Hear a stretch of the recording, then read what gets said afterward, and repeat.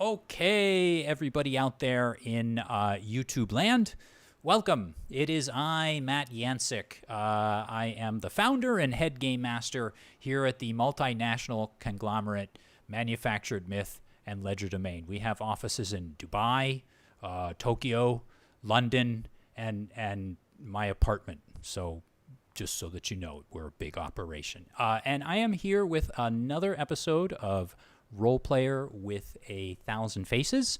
I have a pretty cool program going on tonight. I'm happy to see everybody that's out there. But before we get to our honored guests, I just kind of wanted to, first of all, say a thank you to people out there that are watching right now and also people that have recently subscribed. I'm not exactly sure what happened. I don't know what happened, but we've gotten quite a lot of new subscribers in the last month or so. And while we are still a small potato, as you measure potatoes, as potatoes go, we are getting kind of big for me, and I really do appreciate every subscription. I like to think of the channel like I know that we're not one of those big guys with like millions or even hundreds of thousands or even tens of thousands or even thousands of subscribers. I just have hundreds. But you know what? That's, I could complain about that and be upset about that all day, or I can celebrate the fact that we're a small community. There's a small group of us together, and that means that I can talk to you and you can talk to the guests, maybe through the chat. So I'd rather focus on that than anything. So thank you to all of you that have subscribed and are now watching, and whether you're watching now, or in the future now, like, in a rerun. Well, not a rerun, but, you know what I mean. But at any rate, just to let you know, I am coming up in next week. Ordinarily, I'd be announcing an interview for next week, but I am going to take next week off. As most of you know, I'm a teacher, and I have been hitting the channel hard in these last few weeks that I've been off on vacation.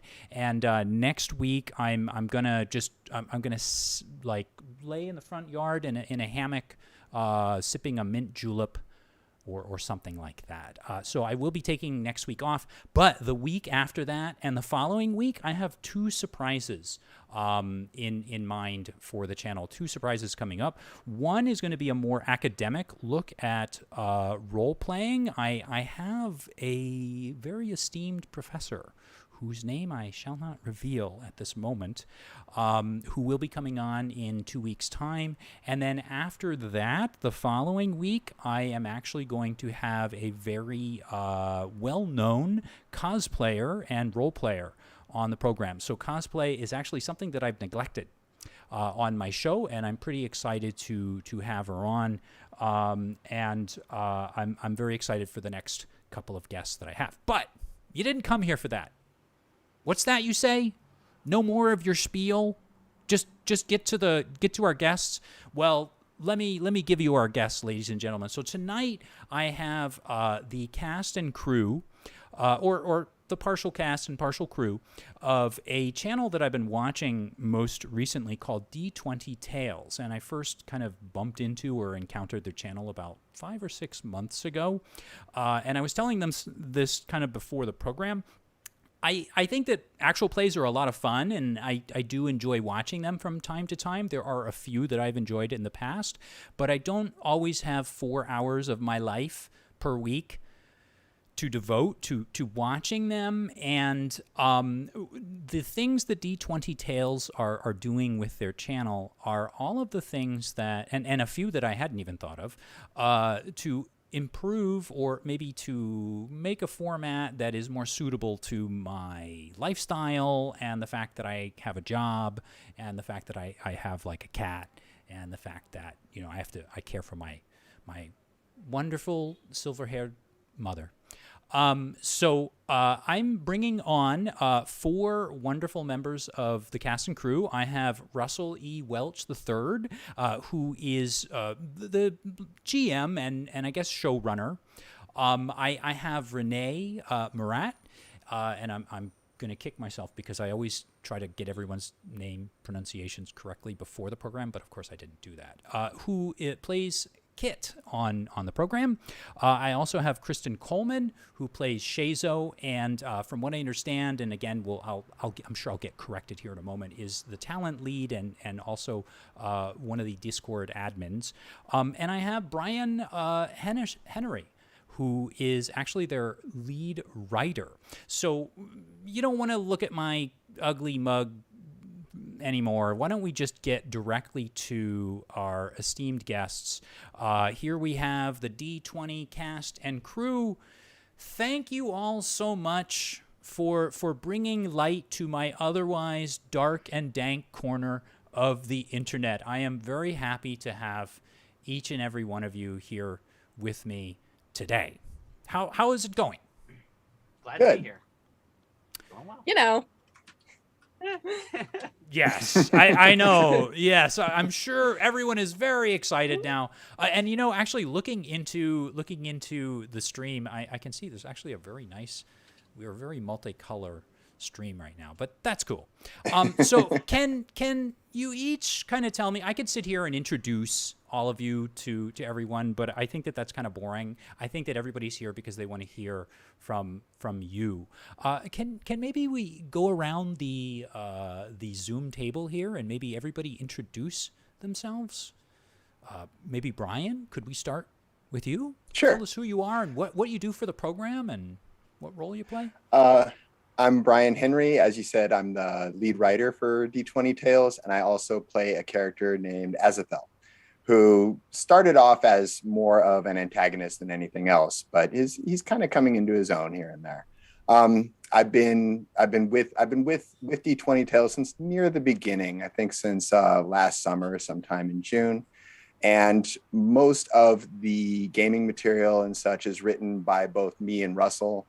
And we come up with the adventures and come up with the plot lines for both shows, and then see how our players can come in and screw them up royally.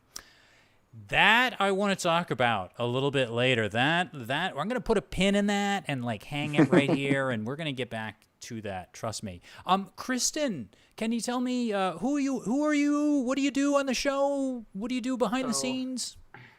My name's Kristen Coleman. I actually play the character Shazo in the show. I play on the emissaries table, and I am also basically the producer for the show and talent lead. I was on the writing team for a while, but I've kind of been pushed off the side because I didn't have enough time to do all of the things because I volunteer for way too many things. So I can't imagine. I knew that probably everybody wore a couple of hats, but wearing 3 hats, it was a lot more than 3 at the beginning. And I've been here since the very beginning. Well, let me put a pin in that. We're going to talk about that. Next up, we have Renée. Renée, can you tell us a little bit about who you are and what you do for the program? Hi, I'm Renée Murat, and I play Kit on Heralds of Wayinar, and I'm also an illustrator. I am working on merchandise for us at the moment. So I'm an illustrator. I'm a streamer, which also is kind of on the back burner as life gets crazy, but everyone here is always trying to do as much as they can. Merchandise, you say? Yes. We're gonna drop a merch store soon, maybe. I was gonna say, and is there a way for me if I funnel any any sales? Nah, never mind. I mean, probably we haven't thought that far ahead. Okay, but good idea. Sure. All right, we can talk about that because we know how much money I make here on the channel. It's not like I'm going into debt as I do this at all. None of this is funded by, none of this is funded by anyone but me. I mean, that's a question you can ask us, is how we're hemorrhaging money for our show. So, there's that too. Well, on that note, Russell, tell us what you do for the show. What I do? I like to think that my special talent is finding other people who are highly qualified and competent and giving them something to do that suits their needs, aka delegating. Right. And it's funny, like, I think that we're going to put a pin on that. It's really funny, like, when people often ask, like, me as a GM what I do, and of course and maybe as streaming too, it turns out it's not so much the story creation. It's more like, hey, can you be there at 8 o'clock? And could you please be there at 8 o'clock? And maybe could you be there? So we'll find out. Well, thank you all very much for joining us on the program. This is more people than I've ever had on before. So what I'm going to do is I'm going to toss out little questions, and then I'm going to step back, and you can fight over them and speak up if you perhaps have you think you have a great answer, or even not a great answer. I would love to hear that as well. So to start us off, can I ask, are you all kind of do you come from a background in nerd and geek culture? Because, like, kind of looking at me, that's where I came from, and that's how I ended up in this very spot right now. Can you tell us a little bit about your backgrounds? Yeah, you see, none of us had ever heard of TTRPGs or D&D before we got this. We were all a bunch of highly skilled professionals who had lots of background in production in, like, big budget fancy stuff. And then we're all just like, yeah, let's try to do this because it's way cheaper. That's what happened. Right, Well, Russell. Go ahead, Kristen. What did you? No. I'm just gonna say between Bryan and myself, we're already over 60 years of D&D experience. So just between the two of us. So don't listen to what I think you're underestimating that. So looking back and dividing it up, is it 30 and 30? Well, we don't have to talk about that part. 35, and he has closer to 40. I've got 40, so 75 years altogether. 75 years. Oh my goodness, I feel it very intimidated at the moment. Could you both tell us a little bit then about that? Going back, let's imagine we'll go back 35, 30 years. What were you both doing long ago with D&D? Started off in first edition at the, and then went into second edition. And I was just playing at the time for about 5 or 6 years. I just played, and then my group just lost their DM, so they asked me to step up, and so I've been DM ever since. I'm a forever DM. So now I get to play usually, and sometimes DM, depending on what we're doing in the show. So. And how about you, Bryan? I started playing in the 5th grade. I had a friend of mine who started doing it strictly as a storytelling thing, and I was so fascinated by it that I made my parents get me the red box basic set. The one with the crayons and the. That's the one. Yeah, dude, I remember the coloring book. The coloring book was awesome, but after that, I kept playing D&D for a while, and then I played a lot of other systems. I particularly enjoyed Chaosium. I'm a huge fan of those old style strategy games with the tiny little cardboard counters that were a nightmare to move around. Yeah. And I played around with inventing my own systems, magic systems, and then I started writing, and I've written quite a bit of fantasy, and then I kept doing that as a hobby for the longest time. And then lo and behold, I saw this advertisement to sign on to Spawn of Chaos, which is what our company used to be called. And at that point, that kind of rekindled. I was playing a lot of board games on my own, but that rekindled my love of role-playing games in particular. And where did the advertisement? Who was the person putting this ad up to, like, kind of get everyone? I'm really not sure. I was in a little Facebook chat with a bunch of Warhammer players, and somebody posted it there and said, "Oh, look, streaming. People are making money off this. This must be a good idea." Yeah, that was me. Okay, there we go, Russell. So you were the one that was putting the ad up at that time? Yeah, me and Paige. So Paige has been a partner in crime for me. For about 10 years. We've done all kinds of crazy stuff, and creating a D&D show was just our latest escapade into insanity, because it was the holy grail combination of everything we'd tried to do in the past, which was like story podcasts, podcasting, YouTube, writing novels, like all that stuff, starting up our own like startup company. And then one day Paige is just like, hey, we like all these things. Doing the D&D show is all of them combined. We should do that. And I was like, I should have thought of that a lot sooner. Renee, how did you kind of get dropped into this mix? Did you know anyone on, So- or were you answering an ad as well? I was answering an ad as well. I actually am newer to D&D, and by newer I mean like I've been playing 6-7 years. I actually wanted to play at a very young age. I remember playing the original World of Warcraft and learning it was based off of Dungeons and Dragons and wanting to play. But I didn't know anyone who played, and none of my friends knew anyone who knew how to play, and it was this big intimidating thing, so we just never got into it. And I'm very grateful for the very popular podcasts to be getting as popular as they are, because listening to it, getting kind of an example of how to dive into it, how it's done, even though when we first started playing, we were all new players. So like we were all playing wrong. It was not quite D&D, but we kind of were figuring it out together while also learning from examples. And that started about 7 years ago. So I've been playing with friends privately for 7 years. And then I also saw an ad on Twitter. My friend actually messaged it to me saying like, hey, I knew you were thinking about getting into streaming for D&D or other tabletops, here's, a call. And so I answered the call, and here I am. I know, on my gigantic, enormous channel. How famous you all are. I'm so sorry. I wish I could offer you more, but I am very happy to have each and every one of you on.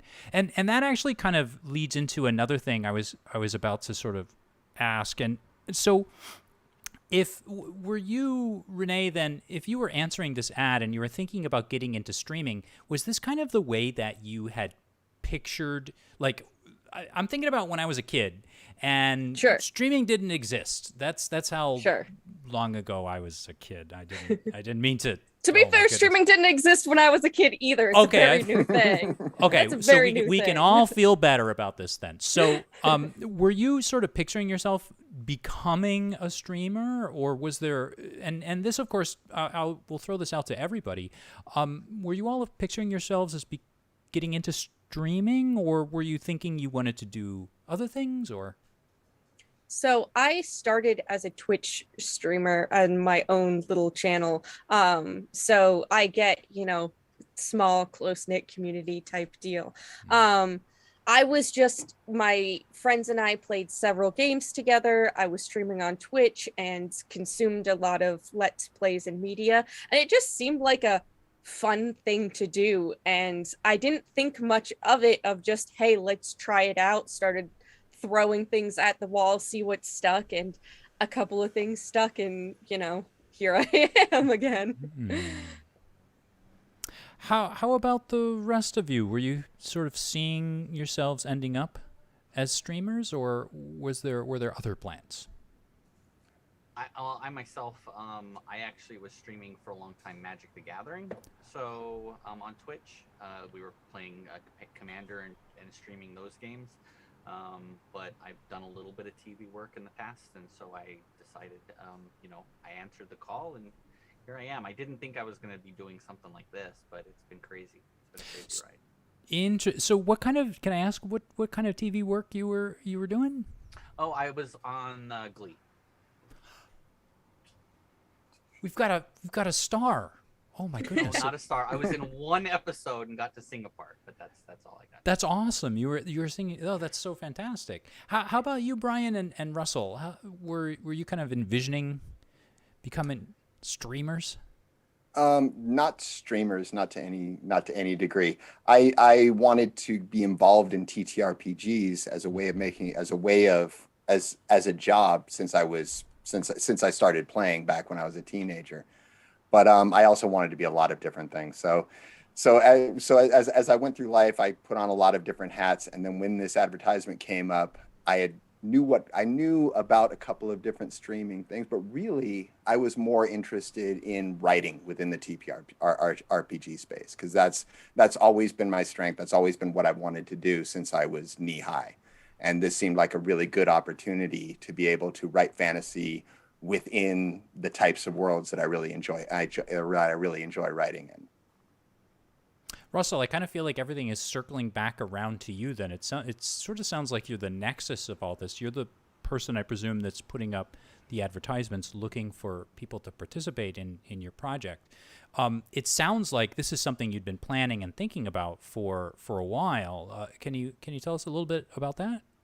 Yeah, so I spent like 6 months actually doing research, and by research I mean just like sitting on the couch with like a pen and notepad taking notes, or That's really fair. just watching and absorbing like all kinds of TTRPG shows out there. I watched arcs of Critical Role, Dimension 20, like Dark Dice. Like I could name a whole bunch of stuff, but that was my research. I also did a lot of research on like less exciting things, like the growth of podcasts and the direction of the internet and the expected projection for the industry in the future, and number crunching and all that stuff for like setting up a business. And once I felt like I was pretty confident in this direction, and that I was willing to not just stake my own future on it, but ask other people to take a leap of faith based on my word, then Paige has, like I said, always been my partner in crime.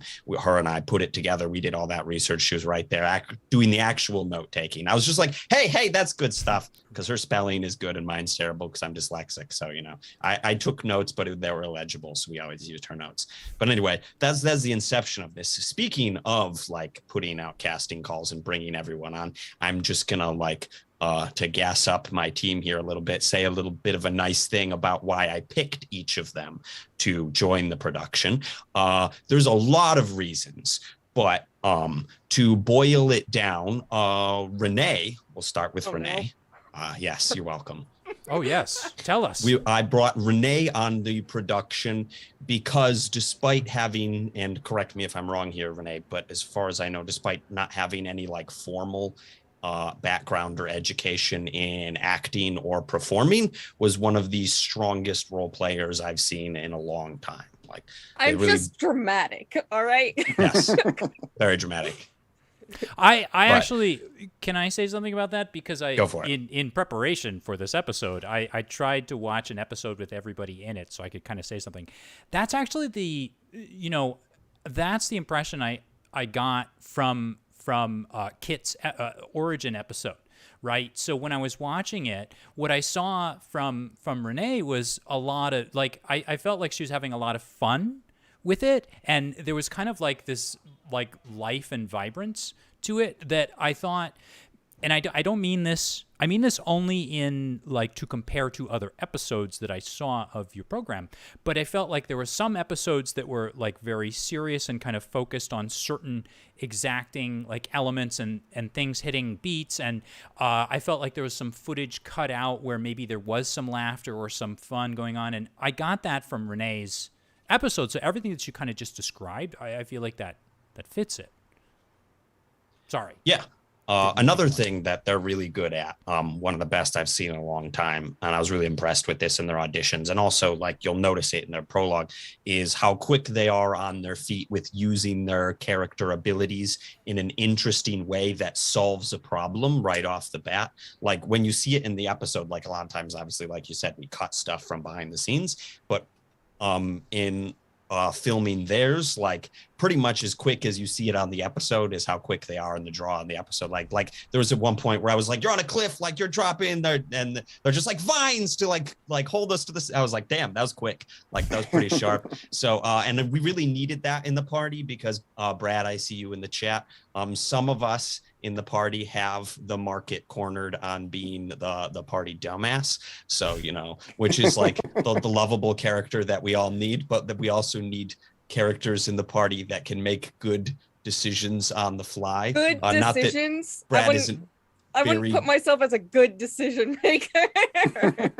More strategic player. How about that? Like, sure.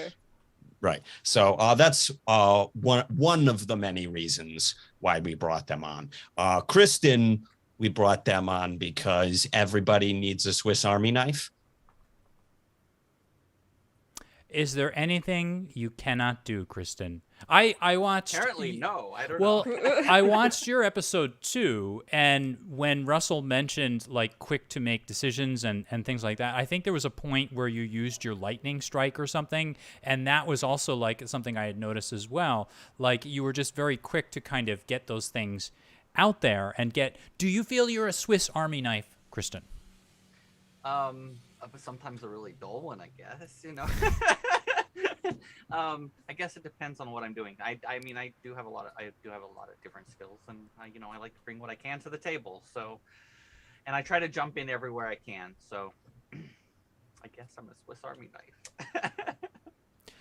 So then, how about like when you were wearing all of those hats? I mean, that to me seems like classic Swiss Army knife, is having multiple things to be able to bring to the table and kind of pick up. Is that something that it's just sort of unique to your ability on the show, or do you feel like that also is something you sort of find yourself doing in real life, in regular pretty life? much my regular life. I'm usually doing all kinds of things, like always busy. So I don't stop. So. And how about then, if we could continue to go around, is not to put anyone on the spot. How about Bryan? Why is Bryan? I'll put on Bryan the on the show? spot anytime. Why is Bryan here? Yeah, why are you here, Bryan? I haven't That's a figured good that out question. yet. Bryan is here because they wouldn't leave me the hell alone. Bryan, you want to tell that story, or should I? Sure. I auditioned for the show and got rejected soundly. Actually, no, I made it past the first round, and I think it was based on my RPG experience. But I kind of bombed the audition, and I was feeling a little bit despondent. So I got on, and I figured, and then I looked at the Discord and I saw, write your D&D adventures. So I was like, okay. So I had just done this little scene from Strahd with my half-orc character where I had killed, if anyone familiar with Curse of Strahd, Baba Yasaga. And I managed to kill her with 1 hit point left, and it was very dramatic. And I wrote up this whole story. And then I had emailed Russell a letter basically saying, thank you for the interview. I also sent some stories if you want to take a look at some of my writing. And then I put in this story onto the Discord server, and I didn't think anything of it. But a couple of days later, Russell got back to me, said, I really liked your writing. Can we talk again? And then we talked a bit, and he ran me through some storyboarding, basically just going back and forth and figuring out how to devise some plots. And then he offered me the head writer position, which at the time was very shocking. I'm like, what? I was just assuming, maybe I can write a couple of paragraphs here and there for you. But and then after that, once I was in there, I just wanted to jump in full bore and get into the storytelling aspect of it as much as I could. So Bryan, tell me what was, and now I'm, as a teacher, I'm telling you to not be modest and look at yourself and help your good points shine here. What was it about what you sent to Russell that turned him around and got him to hire you as lead writer? What do you think? I sent him 2 chapters, one of which was part of a novel I've written, which was a particularly vibrant scene. The title of it was called The Flesh Tree, and it was also very visceral. And I thought I did a really good job with my descriptions. And then I gave him a opening chapter of a novel I had started, which I thought was a very good beginning. I thought it had really good pacing and it hit the beats really nicely. And then the D&D story, I added some bits and pieces to make it fairly dramatic. But I have an MFA. I've been writing since the mid 80s, and I know the genre really well. And when it comes to storytelling, I'm very confident. As far as acting, I wasn't. I've taken a couple of acting classes, but when we did the audition, I was kind of nervous and wasn't really jumping in there. But if you ask me to write something down, that's a whole different story. So I was confident if I could get Russell to look at my work that I would impress. But at the same time, he had a lot of different people auditioning, and he was going through a lot of paperwork. So I wasn't even sure if he would even glance at what I had sent him. And that's why I did the story on Discord, because I figured, well, he is going to be watching this Discord, so he will see this. And I managed to slip that in, give him just enough of of a teaser to make him go back and look at the other stuff that I had done. Yeah, Bryan is very much a study in how persistence pays off, because a couple of things they left out, but essentially, like, they auditioned, they got rejected, they sent me an email asking me to read their writing, and I was like, I'll get to it if I can, but I'm busy. They posted a story in the Discord. I saw it. I messaged them. I was like, hey, this is cool. My emails are buried. Send me that story again. They sent it to me again. I didn't get to reading it. I think they posted a second story in the Discord, and I was like, hey, sorry, can you send me that story a second time? And then they sent it to me again, and then I still didn't read it. And then they followed up with me a couple times of like, hey, you want to check out that story? And then I finally read it. And then at that point, I was like, okay, this is some serious commitment. Like, that this takes some dedication and perseverance. Anybody who has this skill set and is this dedicated, I think will put in the work to stay around long term. That's how I got my first job. Yeah. What's it been like for everyone making a shift? And so what's interesting to me about what I'm hearing is that this is clearly a shift from decades or years of playing role-playing games for fun and turning this into a professional gig, right? A professional job where deadlines have to be met. You can't just tell your players, well, sorry, I didn't have time, so we're going to improvise, or I wasn't quite sure about how to do my character, so I'm just going to play with it. How has it been? Has anyone had like an interesting experience from making this shift from playing for fun, and now you're playing as professionals? I'll tackle that one just by saying it's not that different than what I've always done. I think people who get into these spaces, it's because they've always been chasing a particular type of dream, being able to do what they enjoy and turn their hobbies into professions. As I mentioned before, I've worn a bunch of different hats because I've been trying to do that since I was 16. I used to pack parachutes so that I could skydive. I used to teach yoga so that I could just do yoga all the time. When I went to college, I was like, all right, I want to be a teacher, so I get my summers off and I get to write all the time. And TTRPGs have always been something there that I've always wanted to find some way to turn into a viable profession. And every time I've seen any sort of an opportunity to do so, it's always been something that I've striven for because I love the space, I love the community, and that's another thing, community. When you can get into a community of people who like each other and who like working together, it's so much better than being in communities where everyone is just slogging along and doing what they need to survive. I mean, and you know what it's like when you go to grad school. It's kind of the same way. You get into these communities where everybody has the same sort of interests and the same sort of drive, and it just makes everything about life much more pleasurable. I guess is the best way I would put it. Kristen, you were nodding your head with that, and I'm kind of curious to hear from you as well. With so many years of TTRPGs under your belt, how was the switch for you? I mean, it's a lot more work than a regular game. I mean, when I first started, I was still running 3 of my own personal games on weekends and still doing all of this. I came along. I'm down to. I had to cancel 2 of them, and sorry guys if any of my players are watching, but this has taken over my weekends pretty much, and I don't have time to do it anymore. But it's pretty much the same. I mean, other than trying to herd our little community of players and trying to coordinate everybody's schedules because we live all over the world, trying to do all of that and trying to get schedules and keep everybody straight and yeah. And now that I'm talent lead, that I just took over almost a month and a half ago, right after Dallas anyway. And yeah, it's a bit of a shift, but not really big. It's more work than it is, but when we're actually recording, it's still having fun, just like we're playing D&D. Oh, that's actually an interesting prospect for you, Renée, and for Russell. I imagine that you were both sort of playing on your own, it sounds like, and Kristen, you just sort of explained how you were kind of forced to drop a few other games. Renée, Russell, were you forced to sort of make more room for the business side of it and drop the private regular games with friends and all of that, or? I know I've gotten a lot more busy. I have a hard time saying no to things because I want to do everything.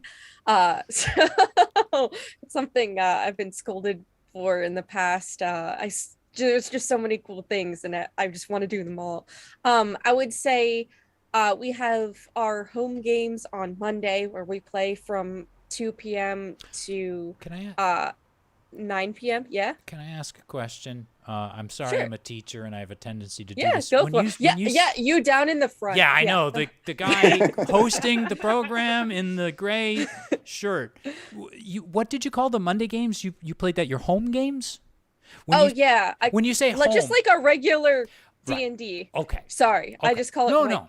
It's played at home. I didn't know. Like speaking in a professional way, or thinking in a Sure. professional manner. I'm thinking of like baseball teams that have home baseball games and they have away games. And I thought, do you sometimes go to each other's homes to play? Okay, but I got it. So when you say home game, you're talking about your regular, just friends, D&D. no streaming. Yeah. Okay. And we used to play from noon to 9 p.m. and due to schedule shifts, we now play 2 to 9 p.m. We take like an hour dinner break. We rotate who makes dinner. But we have a very dedicated friend group to Mondays. Mm-hmm. And then we have same friend group. We play on other days of the week that kind of rotates who DMs, and those are much less consistent, just depending on people's schedules. But it is a holiday in our friend group. Every Monday, you carve out your schedule for Mondays, and it's been like that for like 3 to 4 years now. Wow. Where as much as we can, like obviously holidays and the summers because of vacations get hectic, but other than those times of years, we pretty much play every Monday, pretty much all day. And my friend group is very like role play heavy. Mm-hmm. So I guess like we're all very dramatic, theatrical, or whatever you want to call it. So coming from like a personal setting where we take role play, our story with our characters and how they interact with others, that was always like for a lot of us the core fun. So like taking that and then having to do it in a professional setting for entertainment wasn't actually that different for me, I would say, because it was already something that was a core thing that a lot of us focused on. Russell, are you still playing in any private games, or are you sort of focused primarily on the shows? I don't know that Russell has any time for anything else. Yeah, I was going to ask. Actually, I do play in one. And it's DM'd by my friend Joaquin. You've probably seen them on Twitter around his RPG match. Mm-hmm. Mm-hmm. Yeah, they DM a Waterdeep campaign with me and some other friends. And we get up to hijinks there. I have a paladin with an AC of 23 at level 3. Holy shit. Don't ask. I'm at heart, when I can get away with it, very much a min-maxer. I apologize, but I'm not sorry. It's in my soul. No. So I will find every possible way to get plate mail armor as soon as I can in the game if I'm playing any martial class that doesn't need to stink or sneak. Right. Stink too. I mean, yeah, you don't want them to stink either, right? Yeah. I mean, if you don't have plate mail, like you might as well just roll over and die. Sure. So what is it like then, Russell? So if you are you've still got your private game going on, but granted you're not DMing it, but you're just playing it. What is it like wrangling the crew? Is that you behind the scenes that's kind of arranging times for the cast to play, or what's going on? No. Remember delegating from earlier? Yeah, that's Kristen's job. So Kristen, I want to hear all about your scheduling nightmares. Have you ever tried wrangling cats?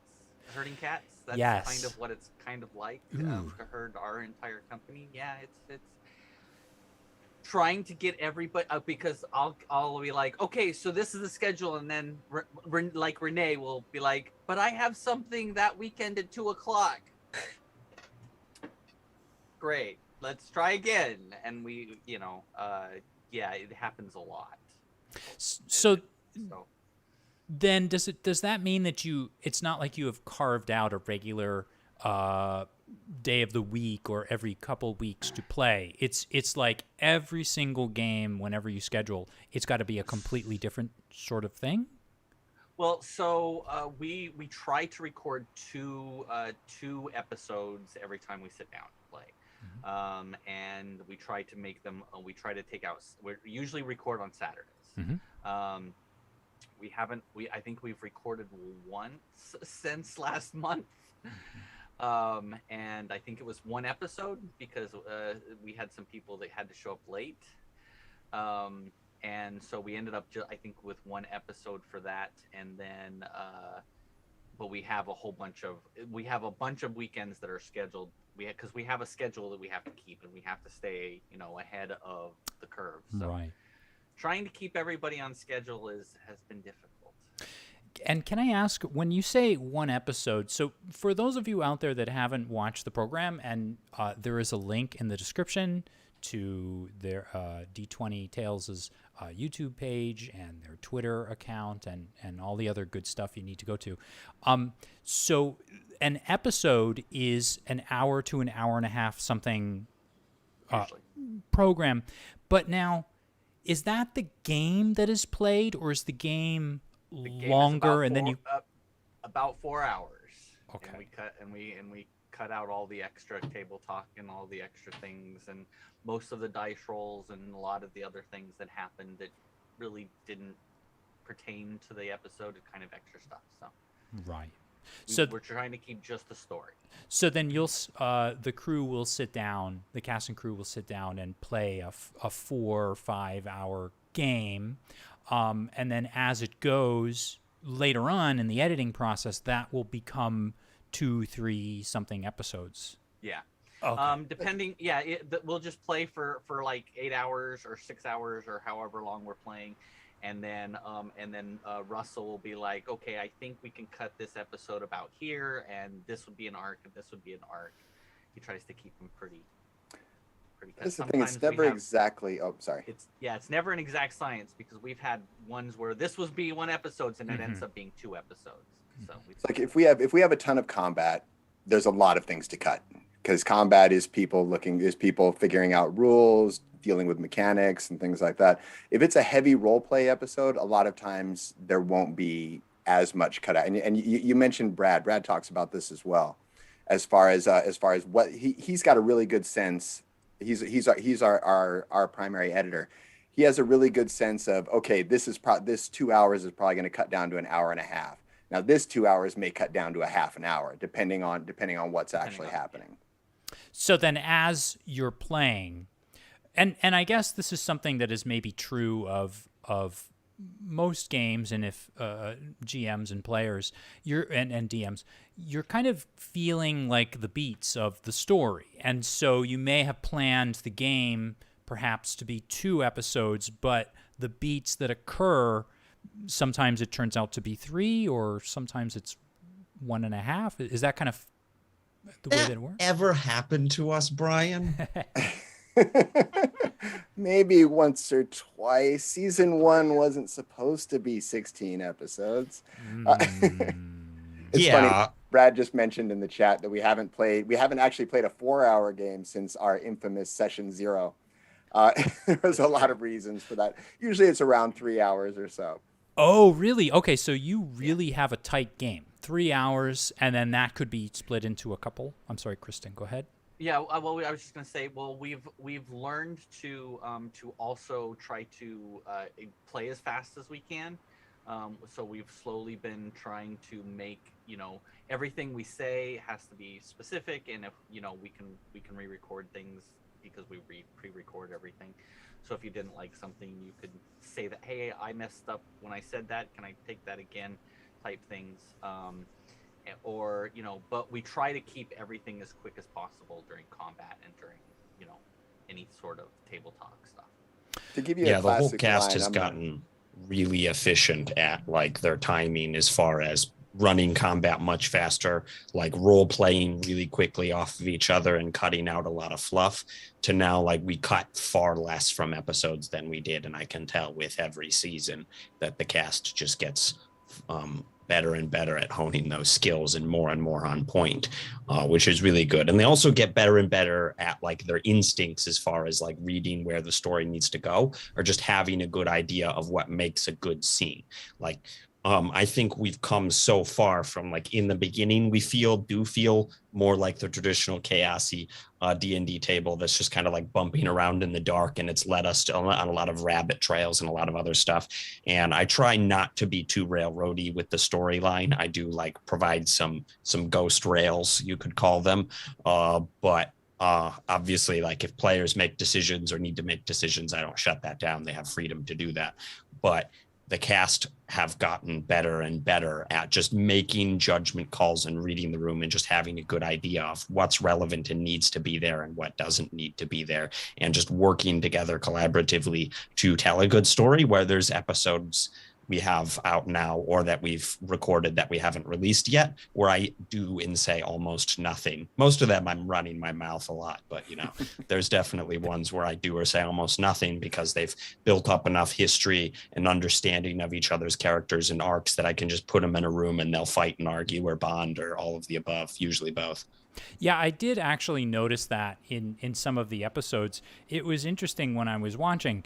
There were moments when, or not moments, there were 4, 5, 6 minute sequences where I suddenly I thought to myself, oh, Russell's not in any of this. It's just the actor, or the players playing off of each other for what turns out to be like a wonderful sequence. I think at this point, I'd kind of, just for those people out there that maybe haven't watched the program, I did call the show an actual play. As an English teacher, though, I like precision in my definitions. And to be honest, I am not exactly sure how to categorize the show and what you do. So I'm kind of curious, could you maybe, in your own words, kind of explain a little bit about what D20 Tales does, how it's different than most of the other actual plays out there? And that's to any of you that would like to sort of... Right. So great question, by the way. I would describe it as a cinematic actual play, which is a very like self-aggrandizing way to describe it. But essentially what that actually means in a technical sense is, like we've talked a lot about, we cut down our episodes. Now, it is actual play in the sense that it is the actual play, but it's not the entire actual play. That being said, the more we record, the closer it gets to being the entirety of the actual play. In our first episodes we recorded, we sometimes cut as much as 50 or 60% of the episodes. Now we're cutting like 20 or 30%. There's been some episodes we've cut as little as 10% from the episode, and I only see that getting better. Realistically, where I think we're going in the future and where I'd like to be is I would like to be the show where we're so honed and on top of our game that we could stream our game live and it wouldn't run longer than an hour and a half and we'd get through the whole story arc. Yeah, I think the idea of cinematic is a word that I picked up just from, well, I mean, been saying that for a long time, but I picked it up specifically when I went to your website and when I looked at your descriptions and all of that. For those of you that haven't watched the program, it's, and maybe you've sort of gathered, it is essentially what I forget, there was a noir writer that said, like, you just take the interesting parts and you cut out all the boring parts. And I would imagine, I don't know what was cut out, but it's a game that's been whittled down to an hour and a half, and there's a full dramatic arc or some sort of arc, a character arc within the span of the program. So you can watch the program from beginning to end, and just about every moment counts. It's, and that's not to say that in a regular actual play that's 4 hours long, every moment does not count then. But it's for a different sort of audience. So when you watch a 4-hour actual play, you might be showing up, because sometimes there's a little bit of interplay between the players rather than the characters, and there's jokes going on and things like that. D20 Tales seems to focus primarily on their story and their storytelling. And I guess with that in mind, can you all maybe, or whoever chooses to take this, tell me what are some things that prompted you to sort of create this format or run with this format? Were the things that other shows were doing right, and maybe things that you thought they might be doing wrong or differently than you would choose to do them? I don't know about wrong or different, but there's shows out there like Critical Role and Dimension 20 and other stuff that are just the top of their game, like the Adventure Zone. Like, so there's so many good shows out there like that run really long games and are funny or entertaining or dramatic or spooky and everything else. And I came into the space thinking less in terms of like, maybe they're making mistakes because clearly they're doing something right, and more thinking what niche isn't being resolved. Like a big barrier for me as someone who kept trying to watch or has watched arcs of many different shows in the space is the time commitment. And that's a big driving force behind like our production and how we edit and create the show, is that we want to respect your time and our time. And two ways of doing that is keeping it concise and making every moment count, and then ensuring that you get some kind of satisfying arc in each episode when it's possible. It doesn't always happen. It is, live. It is improv. So, we go off the rails, or sometimes the arc we end up with isn't at all what we thought we were going to get. But we are developing a better sense of getting that arc. So it just really comes down to wanting to respect people's time, and Critical Role and stuff like that. They're at the top of their game. I will never do what they do as good as they do. So I don't even want to compete. I want to carve out my own little corner of the industry where I can do something else unique and offer something for people who don't have that much time, or they're already watching Critical Role. And so, they've used up a lot of times. They don't have very much time left, So, it just comes down to respecting people's time, respecting the story. And that's about summarizes it. So I'm kind of wondering then, so for Renee and Kristen and Bryan, who are acting, and I see it really as acting. I mean, I feel like, of course, it's playing, but I feel like there's a motion to your performances. What is it like creating the characters that you create, your characters, under, it sounds harsh, under those circumstances? It must be something maybe you weren't used to perhaps before you were actually doing this. Please feel free to. What you, Renee? You jump in first. Oh, sure. So of course, my first D&D production, I decided to play a character I've never tried to play before. Kit is actually very different from all of my characters that I've played before. You said it sounded like I had a lot of fun when I was playing, which I always go in with the mindset of fun. One, because I just like having fun, but two, I also think if I'm having fun, then you're having fun. But Kit, I normally play much more lighthearted, jovial, jokester characters for that reason. And Kit is a lot more serious, a lot more gruff, a lot more gritty. So I was worried that people were going to think I was that kind of person. So I don't think maybe that worry was unfounded, but that was my concern of like, oh my God, I've never played a character like this. Are they going to think I'm like this? Which, I'm not. But also, like I said, you're having fun, everyone's having fun. And I also just wanted to try something different, like when you've been doing one thing for so long, you kind of just want to try something new. I would say, you said in terms of going from home games, like to a professional setting, the hardest part for me in terms of respecting people's time, respecting the production time, what's hard for me is holding back all the dumb comments I want to make, because I always have a joke to say about everything, and that can, while funny and is fun for everyone, does drag production time. So my thing was learning. Sorry, apologies. My thing was learning. I'm allowed to make them now and again, but we do need to respect, during the recording time as well. Like, hey, stay focused, stay on task, type deal. And Kristen? Tell that to the emissaries table, because well, you know, Frank, that's a different story. Frank. You're never getting rid of that. So my character creation, I actually didn't create. I did, but I didn't, because my character's kind of and I think the same with Azathoth a little bit, is a idea from Russell's game, when he was creating this whole thing. He had a character idea for my character, and he came to me and has said, you're kind of the mom figure, so can you play this character? And at first I was kind of like, I'm not sure. And he, kind of spitballed it to me, and I was like, yeah, I think I could do that. And that's how my character came to be.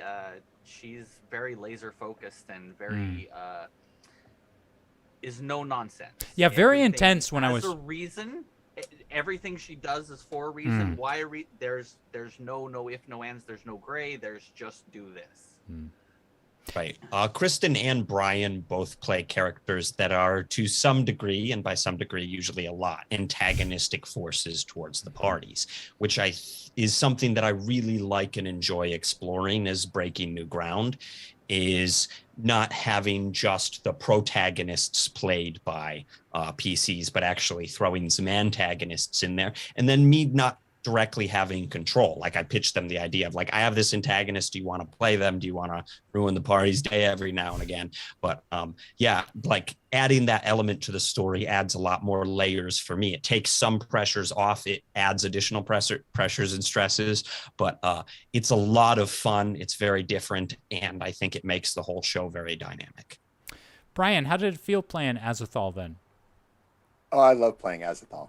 I love the look of fear in other players' eyes when he shows up. It's fantastic. The original inception of Azathoth, he's actually a character I played a long time ago, but Russell and I we're helping the rest of the players create their characters at the very beginning. And when we created the character Vano, we had an antagonist specifically for Vano, and the more we talked about it, the more I was like, I like this guy. I want this guy. And I remember suggesting it in an offhanded way as we were building up the background for Vano, and then the first time he appeared, I loved playing him. I haven't been able to play as much as a lot of the other players, so I feel like I'm still kind of discovering the character. It's like recently I've been playing him a bit more, and he's starting to come together in my head a lot better. But yeah, the original conception of him, I was like, I personally feel I'm kind of limited as an actor, but you give me a dark sociopathic character and I can do that. Yeah, it just seems to be right in my wheelhouse.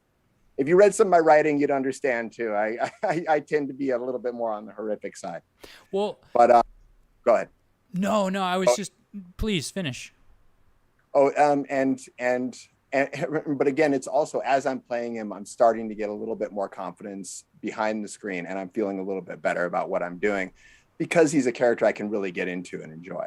Now, when he shows up to a game, all the other players are just like, oh no. Oh who's no. gonna die? Right. Well, I think it's interesting. A couple points that I found interesting there.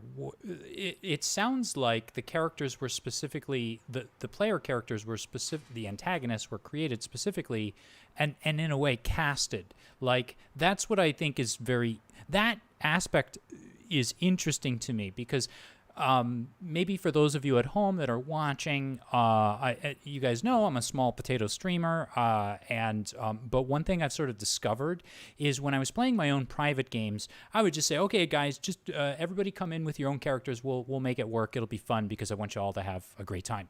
But then when I started streaming games, I kind of had a master plan in mind, and I started sort of creating personalities, and I allowed my players to sort of customize them to a certain extent, depending on what was going on. So maybe Bryan and Kristen, maybe you a little bit as well, from the writing side of it.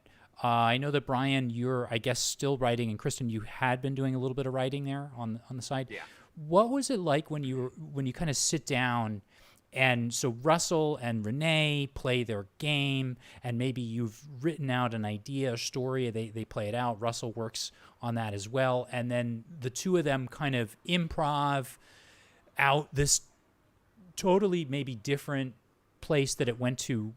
What's it like writing for the show? Well, to begin with, we had a very specific character creation process.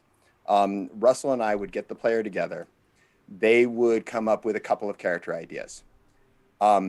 Usually 3 is what we would ask them for. And then our first character meeting with them, which usually be between 2.5 to 3 hours, we would go over the character and go over the various possibilities and find an option that they would enjoy playing and that fit within the world. And just bounce ideas back and forth, see what we come up with. I want a paladin. Okay, well, a paladin might come from this land, and they would have this sort of an attitude. And then our second meeting, we would take them in. This is what we're settling on. Now we're going to build up their character as far as their specific backgrounds, their family, their what they've gone through. You know, do they have a tragic backstory? Are they well adjusted, and so on and so forth. And then we'd come into the third character, and then at the end of that one, Russell always had this series of questions that he would ask, which were really interesting. They were all questions directed at getting at the more primal things about the character, their fundamental beliefs, their fundamental prejudices, these sorts of things, to get the players thinking about who their characters are as people, as opposed to simply who they are on the surface. And then the third session would be Russell DMing them through not necessarily an intro, origin story, although sometimes it would be, but some earlier story from the campaign to get them into which is incidentally how we came up with our prologues, because the very first one we did was so incredible that we were like, we've got to be filming these. And we have Frank to thank for that. It was Sorrell's first meeting, which we didn't record.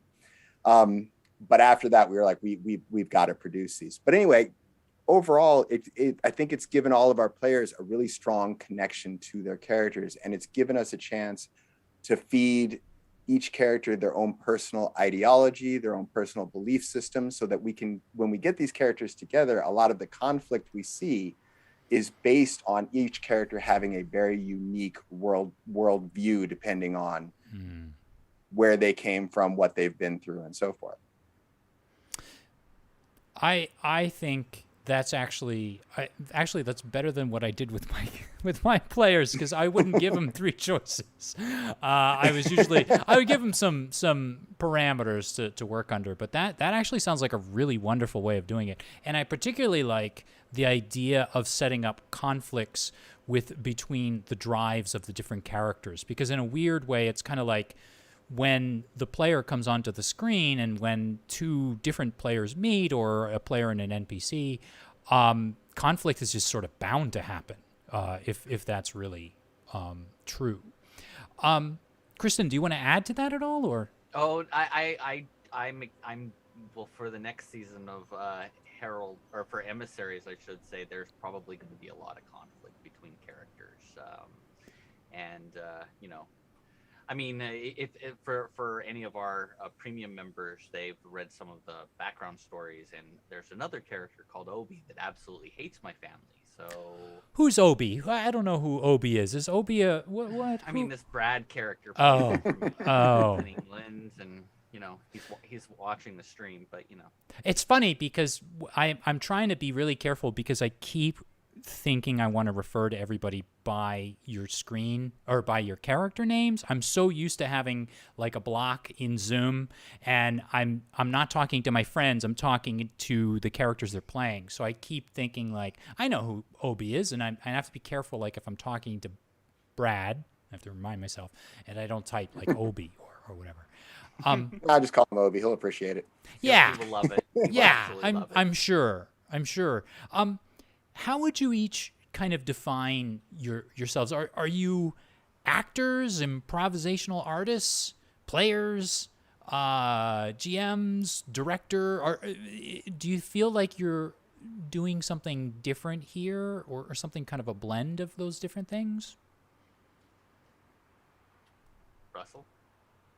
What would I consider myself? Are you directing, I mean, Russell, too?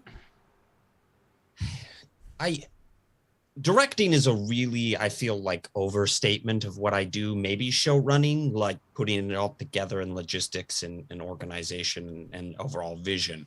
But directing makes it seem far more scripted and planned than it actually is. It's just the benefit of being able to like retake your lines and being like, I hate that. My character wouldn't do that. Russell, can I take that again from the top? I'm going to start this conversation with this NPC over again with something more personally motivated and stuff like that. Just ends up making it seem like so much smoother and come out really well.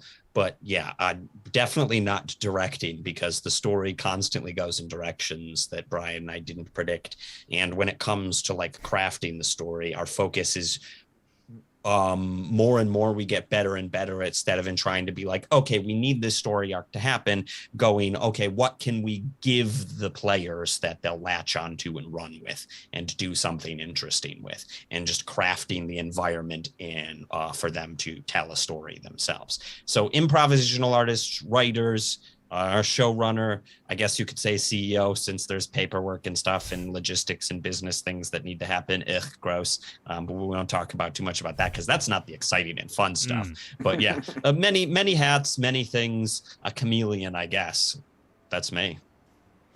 Renee, so are you doing takes over and over and over again? Would you say that that's Not acting? occasionally. Kinda... I mean, it's more of like, you know, not all of us are eloquent. A lot of us stutter. A lot of us stumble over when we're saying things.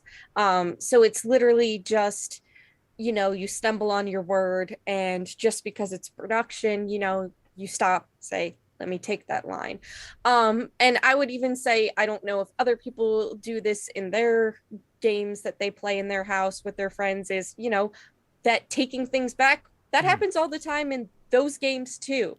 You know, sometimes you say something that's out of character just to be funny. Sometimes you do something and you're like, maybe I don't want to do that, because you realize the consequences for it and you don't want to deal with the consequences, and you have a nice GM and they'll let you take it back, you know, type deal. So I would say nothing that isn't outside the realms of just D&D. We just cut out the unnecessary stuff that, you know, isn't pertinent to the actual story. And to butt in there with actually something really important. I have a hardline rule where I say I'll never ask for a role that I'm not willing to accept the consequences of, and I'll never give a role to a PC or let them ask for a role that I also won't hold them to. So while I'll definitely let them make those decisions and give them some flexibility, once the dice is rolled and that outcome is determined, we don't go back from there. Like that, we are in service to the dice, and once that the dice makes a decision, we don't change that decision.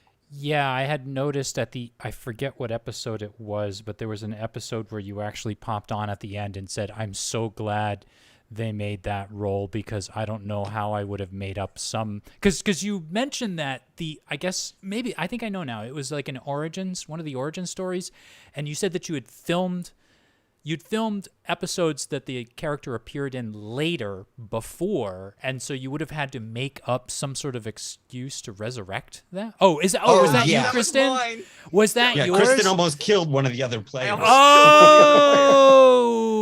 Okay. Yeah. So we almost had that happen in the live show. That's true. We were letting the audience roll dice, so it wasn't like we could change anything on that. Oh, whoops. Yeah, ask Brad about that sometime. He had to make an interesting choice right at the end of the show. In my origin story, is I almost killed one of the other characters, and I ended up not killing him and giving him a potion to, you know, give him a couple points of life, just to be able to basically force him into doing something of my bidding. So. Right. Okay. So I think that was it. And actually, I found that episode to be that was the one, I think, where you used the lightning, if I remember correctly. I'm very sorry. All everything, my whole life all just blurred blurs. together. Yeah, it's not just your show. Oh, I know. It's like I don't even know where I am right now. I have like signs all over the place, and someone's going to come in a few minutes and tell me what I have to do next. Could you perhaps take us briefly through the production of an episode, like the steps, maybe from conception to the final product, in less than 5 hours, and maybe make it a few minutes? How does it work? What are the steps for building the program? I guess I'll handle that then, since I like to have my cookie or hand in every part of the cookie jar and rustle around. So it starts essentially with Bryan and I have a brainstorming session, and we say, okay, what happened next? What can we build upon that? Because the thing about like a dynamic arc like that is it's really hard to predict. The further you get out, the more and more loose and open-ended and fuzzy anything gets, because players make decisions and then all that prep goes out the window. So we sit down, we work out a bunch of stuff, NPCs, location, plot hooks, things that are going on in the world for those future things. We pass off details for like maps and tokens to Caleb, who creates that. I'll a lot of times homebrew monsters and other things and NPCs. I'll hand those over to Kristen, who will whip up stats for me and make sure they're balanced, or like look at my stuff and be like, whoa, that doesn't make sense. You need to fix this. Then Kristen obviously schedules all of the talent to show up to recording. We sit down, we have a recording session, we check everybody's tech. Everybody records their stuff on their end, so audio and video, set up their lighting, everything else. And then after recording is done, we usually have a little bit of conversation about like, okay, what's changed about what your character's feeling? Like, what do you maybe want to do next session? What's a scene or opportunity or thing that you didn't get a chance to do that you'd like to do? Like, what's your character going through, and how's that going to affect maybe how they approach the next session? Sometimes we do that at the beginning of the next session because we're a little chaotic. I'm going to start talking faster here to fit it all in. It's okay. No, seriously, it's okay. Yeah, then everybody uploads their footage to the drive, their audio and their video, and then it goes to the editing team, who we give some production notes to. We're trying to get better and better at putting together a package for like give them a lot of things like that. We also like have the battle map. If there's a battle map, somebody has to record that and take footage of that. That goes in there. They go in, line up everybody's footage, chroma key, backgrounds. Like we have to shoot off to Paul, who does our art. Does beautiful backgrounds, speed paints. That's where all our backgrounds come from. Yeah. As Brad just said, we play D&D, and then the editors live in a dark room for 40 hours. Yeah. And so then the editors have to like post-production. fix our lighting, cut it. We do sometimes retake lines. Yeah, we do actually, not a ton, but fairly often. We do actually reshoot scenes. We always use what was said before as an exact template, but sometimes people's cameras are out of focus, or somebody's like getting really dynamic and leans out of frame. Frank. I mean, Frank. Everybody does that, but yes. And so like, we're like, Frank, like we need this 30-second segment, but we need you on frame while you say these lines. Right. So yeah. I have a very small question about everything that you just said, and I think I kind of see what you're doing. I had noticed that you were using battle maps during a few episodes, and the program would cut between the battle maps and then the players and Russell and are you actually using the battle maps on set, or are they kind of inserted later? We do both. If it's anything complicated or involved, then we will definitely have a battle map planned if we plan an encounter. Sometimes encounters happen that we didn't plan for at places we didn't know was going to happen. And so in that instance, Caleb, Brad has to cut down the footage, or our other editors, Anthony or Paige, has to cut down a chunk of that footage, send it to Caleb and be like, Caleb, please make it work. Put it together. 3 days, panic, help, put it together. And Caleb has to like go back, figure out where the players went, what they did, where the monsters did, and recreate it. We try to avoid that as much as possible, obviously, because it's a logistical nightmare. But, sometimes encounters happen that we didn't plan for, and we didn't have a battle map for it, and we didn't have a token, and we're just like, okay, we're going to roll this dice, and then we just make it work in post-production. So you would all kind of mention the fact that over time, with experience, your sessions had been getting shorter and shorter and more efficient in what you produce as far as what you see on the screen versus what's on the cutting room floor. I was wondering if maybe any of you feel like from the production of the show, you've perhaps either learned something about your play style, and I'm talking about like in private when you play your games like off camera, learn something about your play style, change something about the way you play, or made some sort of other adjustment in your private games just for fun that aren't being streamed. Ooh, I actually want to hear this from everybody. So I'm curious too. I kind of have. I've added a lot more role play and made my games more role play oriented. Definitely. Why do you think that you went in that direction? Does that mean that before this, and you were saying that you were a forever GM, were you like, and then I guess you'd also made that joke about being a min-maxer as well. Were you focused more on the mechanics than on the role play aspects? And well, back in the day, D&D came from a board game, so it was more dungeon role. We're gonna do this dungeon run type focus. Mm-hmm. And as the game has progressed and more into the role play, Mm-hmm. I've been adding a lot more, Mm-hmm. even since since 5th edition, since 3.5, added more role play, but still more mechanics focused. And then since I've joined this, it's way more into the role play. Let me ask you then, what do you think, what was it about the role-playing aspects that kind of caught your attention and made you switch or subliminally helped you switch? What do you think that was? I honestly I kind of like the interaction and making your character more dynamic, and giving it more depth, each person. I think that's the big push for me. I don't know about everybody else, but Bryan or Renee, any changes you feel? Before I got involved with D20 Tales, I've got a long history of playing with people who are very tactical, who were not really into the role playing aspect of it. Before I got into D20 Tales, I was playing a lot of Warhammer. I play a ton of board games, and in D&D, I played with people who just want combat. They want characters thrown in front of monsters. Since I've been with D20 Tales, I've gotten to play with a lot more role players, and it's kind of what I always really wanted and didn't really get out of my games.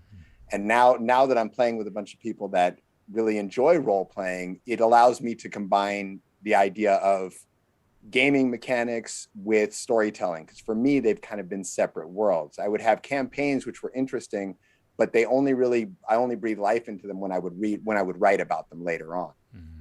And then I would be adding characters. Now it's like I've got people making characters for me, which copyright excluded. But it's just been a real pleasure for me because it's reawakened my love of the game. And I DM some of the side projects here and there, and I've really started to enjoy it a lot more with players that are that engaged and are that invested. Renee, any changes? No, actually, I'm feeling very spoiled right now because all of my home games with my friends, we've always been role play heavy. We've had a GM that creates interesting and fascinating worlds. And I love lore and I'm a curious person. So I always make characters that ask a lot of questions about the world. I'm that person that I'm like, okay, let me go to the library. You mentioned obscure thing. Can I roll an investigation at the library to find out more about it? And then like, shoot, now I have to make this up on the spot. Or like, no, the page is torn out. So I have another week to figure out what it is, type thing. So like, or those situations where the DM doesn't even talk for 15 minutes because the characters are just bouncing off of each other, whether they're arguing, playing, whatever. Like, my friends and I have been doing all of that for a very long time. We all come from creative backgrounds, and while not writers specifically, we are creatives who like storytelling. So I think we kind of just have a really good group that does most of those things already. So I think, you know, despite my lack of acting background, I kind of got this spoiled with just how amazing my friends are and how good of a group we have for, you know, how little years we've been playing. I will say, it's not like I haven't learned nothing though. I think as a DM, I've learned the importance from Russell of setting up a scene and descriptions. That's definitely something I am very weak at. Tell us. And I think tell the way us about he that. Oh, DMing or the DMing part. What do you feel you learned from that? What is something that he helped you change or you were influenced by? I think, you know, setting up descriptors in a scene. There's such a world of a difference between, all right, you guys enter the bog and start marching forward versus, you know, you hear the creaking of the trees as they bellow in the wind, the mist pools at your feet, you can barely see, you know, 30 feet ahead of you, you hear crows cawing in the distance, you know, really setting up the ambiance and kind of the emotional tone and almost what to expect, but also like it really grounds the players in the scene. And I think when a player is grounded in the scene, they can be more creative with what they can do with it because they have a stronger image, if that makes sense. They're more willing to make something up in the scene to grab it and just pull it out of thin air if they have a better idea of other concrete surroundings. Yeah, I feel. Yeah, no. So I always just like fly by the seat of my pants and one of those DMs, like my notes are 2 bullet points and a prayer. Yeah, no. I think that's a legit. That is a. I believe that's a legit style as well. And I guess that's a good way of kind of like keeping the ball going here and asking you, Russell. I agree with what Renee said. Like, I've always sort of felt that like the role of the GM is kind of like an inverted pyramid. You kind of give a lot of information at the beginning and then you whittle things away and you step back, right? And we've seen that. I have seen that. And for all of you that haven't seen it, go watch just about any of the episodes. You'll see this happen. Russell will set up something and then the camera kind of pulls back and you don't even remember that Russell's in the scene. It's just about those 2 or 3 characters who are talking. Is that something that came naturally to you, or is that something you learned, or? So that's something that I came into this show. Like, actually, I ran a test run of the world and the campaign for like 6 months also before actually putting out casting calls or auditions. So I have a secret group of friends out there who have actually run a decent portion of this campaign, which went wildly different because, you know, player choices. But yeah, so I'm going to be honest here. I completely forgot the question. Oh, so did you start? That's no problem. I'm a teacher, ladies and gentlemen. Don't worry. I have everything under control. I know what to do. I'm simply going to repeat my question for the slow student that has forgotten because they got so into their answer. So what I was asking was, I think you do a great job, to sort of sum up what Renee was saying. You do a great job of kind of setting up a scene and setting up the different parts of like the narrative and the landscape for your players to then sort of swim around in. And I think this is it's a real skill in a GM. And I was wondering, because I see it so regularly on the program where you will kind of step out of the scene and your players kind of get going because you've set them up so well with the situation.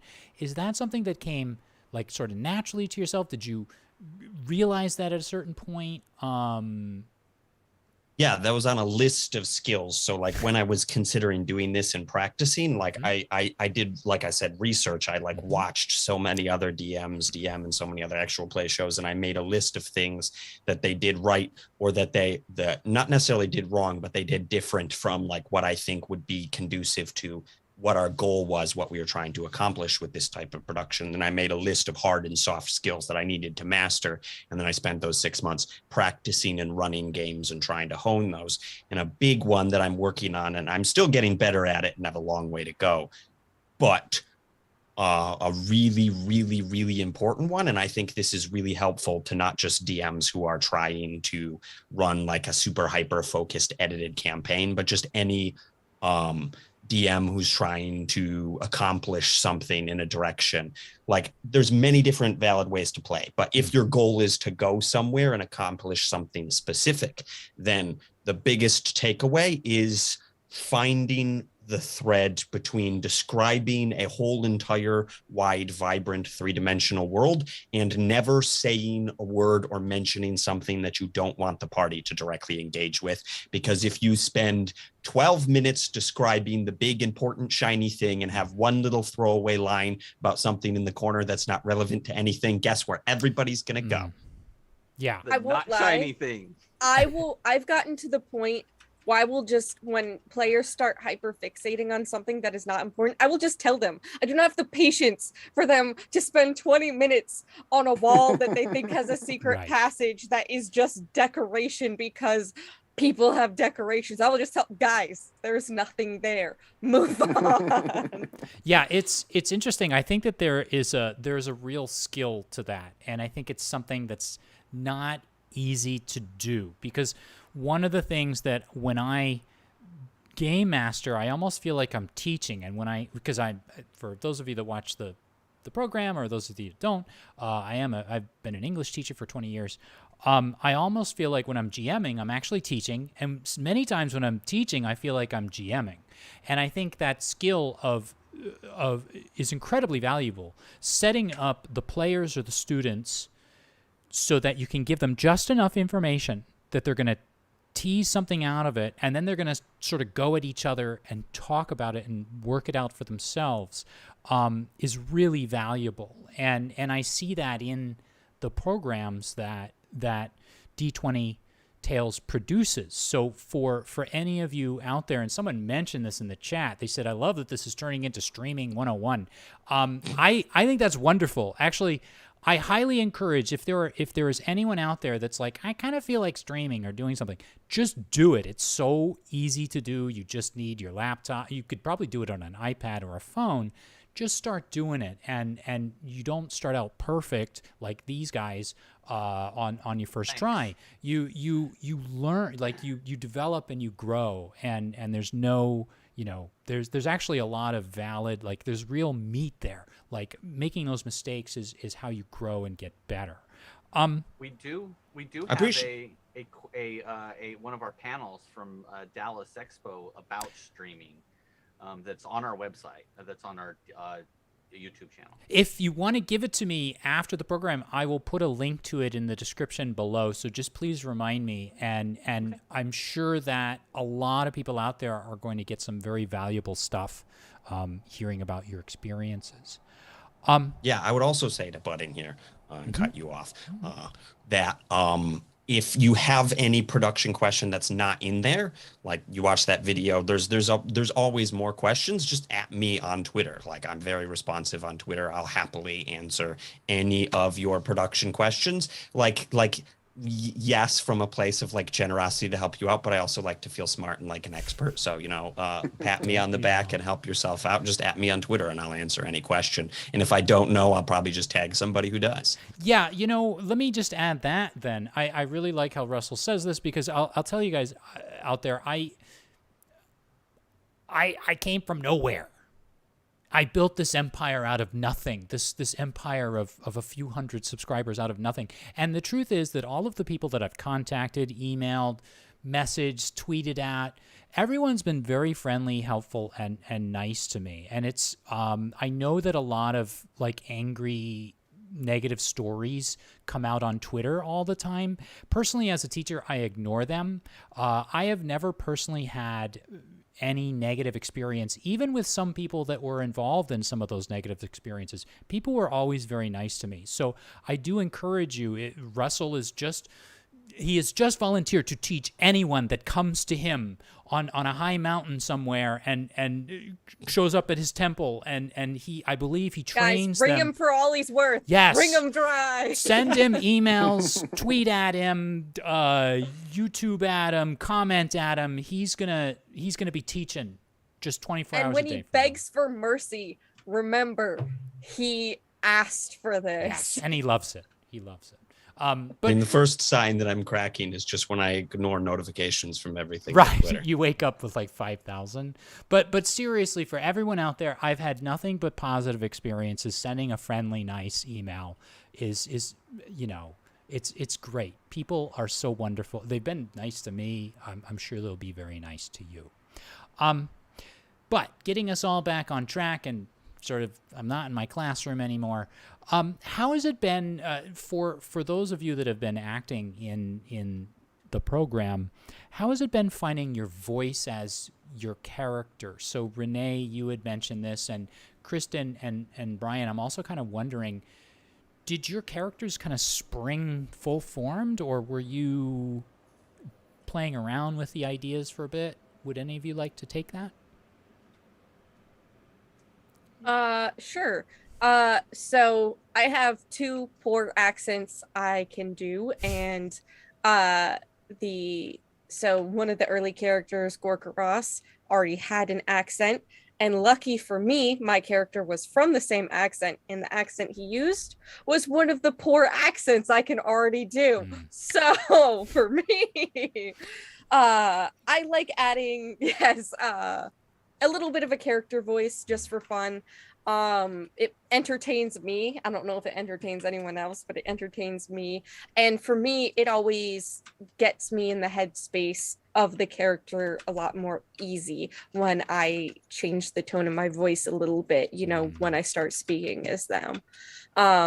I have a playlist that I made for my character. So before recording session, when I'm like reviewing my spells and my character abilities, I'll normally play their playlist, and I'll also just listen to it, because it's my music, so I enjoy it and think of my character scenarios, things they would do for fun, as people do, just fantasize about their character.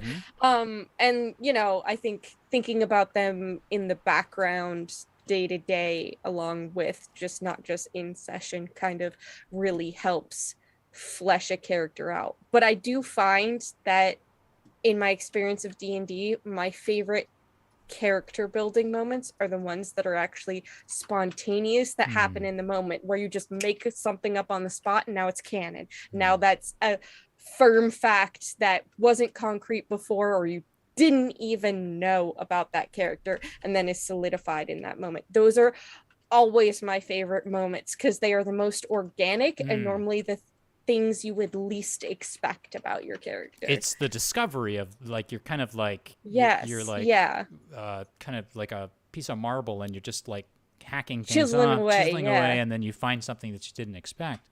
Kristen, how about Shezo? Was Shezo someone that you had? Shezo. Oh, Shezo. I'm sorry.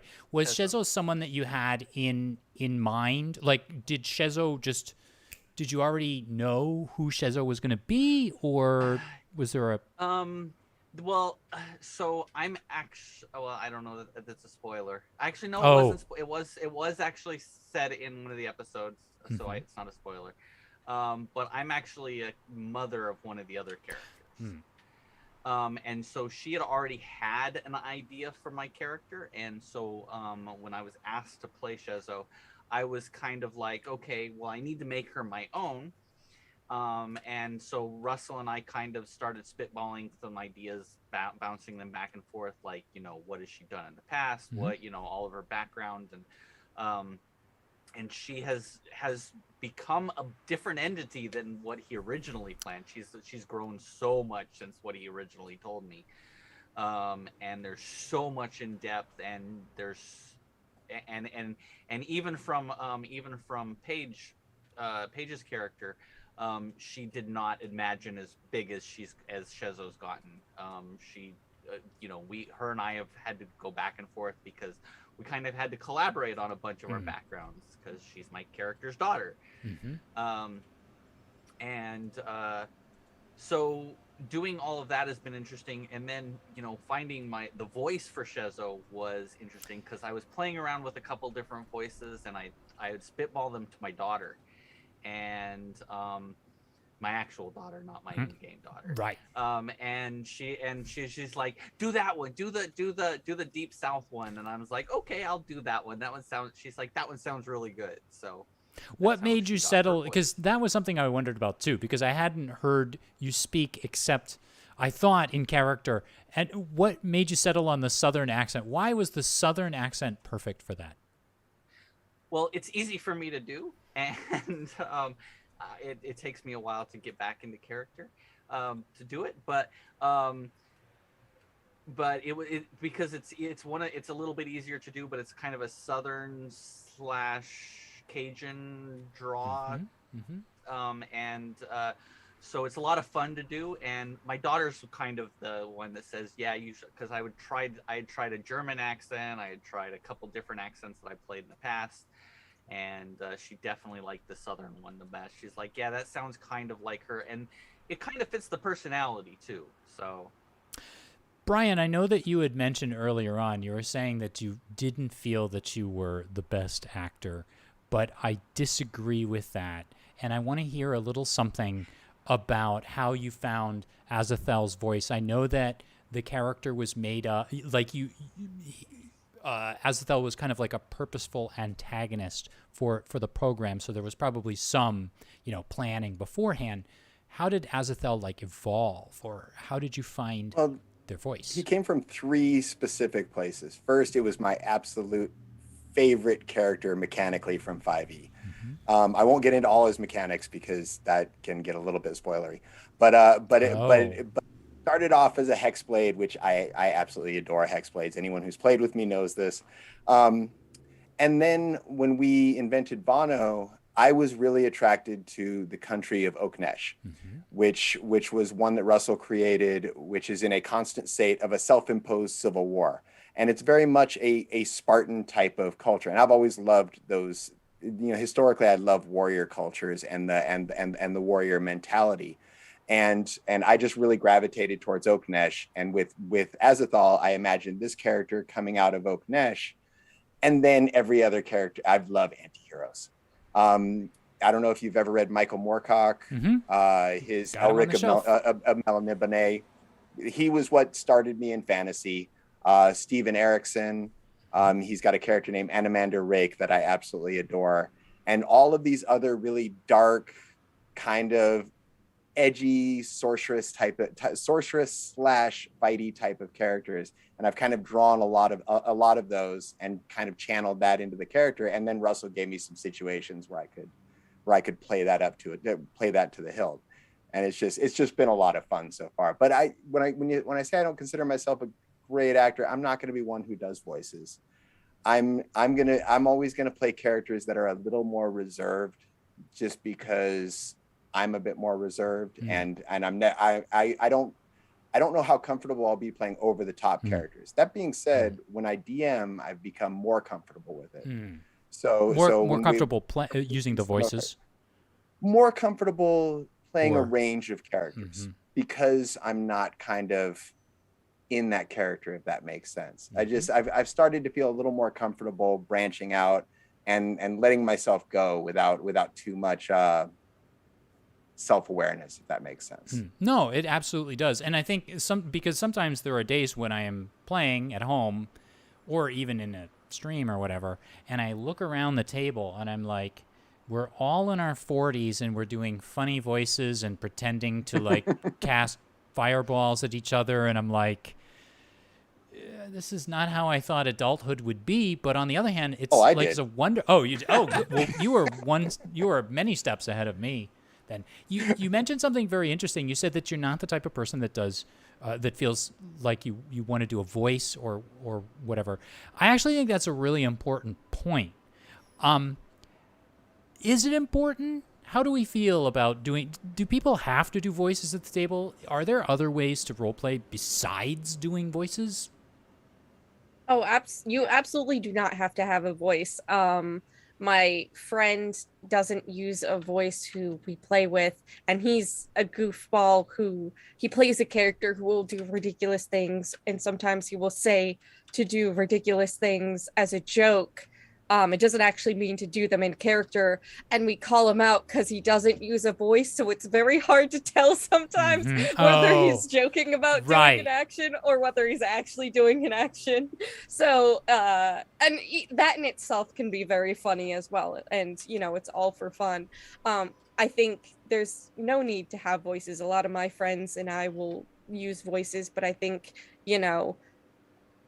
there can be tone shifts that still happen even if you're using your own voice that indicates a character shift, because it's still not you talking. And even if it's as a little as, I notice Bryan will get a little more quiet and a little bit more intentional in how he speaks, like when he's doing Azethal versus like a very casual tone, just talking. Like, even though he says he doesn't use a character voice, there is still acting and intention going behind it that shows a shift that kind of indicates. Russell, so I was going to say, I just don't think it's as necessary as people think. I think, whatever works for you. I just think when you look at actors that you enjoy watching, you've got actors that are very good at doing a broad range of all kinds of different characters, that really stretch themselves in a lot of different directions. And then you've got actors. I'll use one example, Denzel Washington. I think he's an absolutely phenomenal actor, and yet he kind of always plays a similar type of character. He doesn't really move outside of that range. And again, that doesn't mean I consider him an absolutely phenomenal actor, but it's where his skill set lies. And I think as each individual, you've got to find where that skill set is and embrace your strengths, so to speak. So I know I saw Russell and Kristen looked like they were going to say something. Oh, I'm sorry. Oh, no, not at all. No. I'm just trying to help balance everything going on.